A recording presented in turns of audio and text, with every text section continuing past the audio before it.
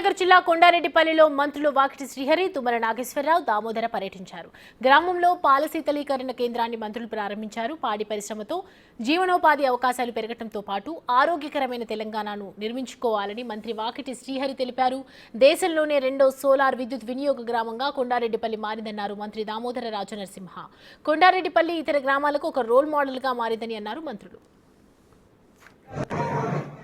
514 నివాసాలు ఉంటే ఈరోజు 480 ఇళ్లకు సోలార్ ప్యానెల్, 6 ప్యానెల్తో కూడిన ఓ సిస్టమ్,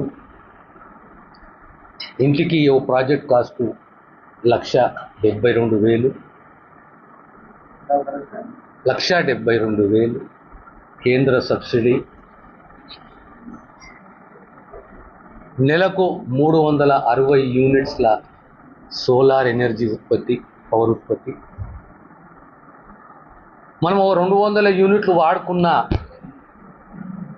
కనీసం 160 యూనిట్లు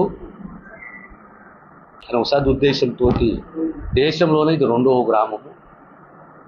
రేపొద్దున ఈ గ్రామం యొక్క నడవడిక, అభివృద్ధి ఇతర గ్రామాలపైన, ఇతర జిల్లాలపైన ఖచ్చితంగా ప్రభావితం చేస్తుంది. పాడి పరిశ్రమ ద్వారా ఈ రాష్ట్రానికి ఖచ్చితంగా ఎంప్లాయ్మెంట్ జనరేట్ చేయడం ఒకటే కాకుండా పాడి పరిశ్రమ ద్వారా ఒక ఆరోగ్యమైనటువంటి తెలంగాణను కూడా మనం నిర్మాణం చేసుకోవడానికి ఒక అవకాశం ఉంటుందని ఈ పరిశ్రమలో వినూత్నమైన మార్పులు తీసుకోవడానికి ఒక ప్రయత్నం చేస్తా ఉన్నాం. మీ అందరి సహకారం ఈరోజు మాకు కొండారెడ్డిపల్లి ఒక రోల్ మోడల్ అయింది. ఆలోచన ప్రతి నాయకునికి కూడా అరే మన ఊర్లో కూడా ఇలా చేయాలి, ఈ తపన క్రియేట్ చేస్తూ గర్వంగా చెప్పుకునేది ఏంటంటే ఈరోజు భారతదేశ చరిత్రలో, భారతదేశంలో మొదటి గ్రామము గుజరాత్లో ఉంటే రెండవ గ్రామం కొండారెడ్డిపల్లి సోలార్ కనెక్ట్ చేయడం ఇది కూడా అద్భుతమైన అంశం. ఇది మరి పేద బడుగు బలైన వర్గాల గురించి, పేద ప్రధానికం గురించి ఆలోచించే కాంగ్రెస్ పార్టీ మరి ముఖ్యమంత్రి గారి గ్రామం ఈరోజు ఆదర్శంగా కాబోతా ఉంది. ధన్యవాదాలు.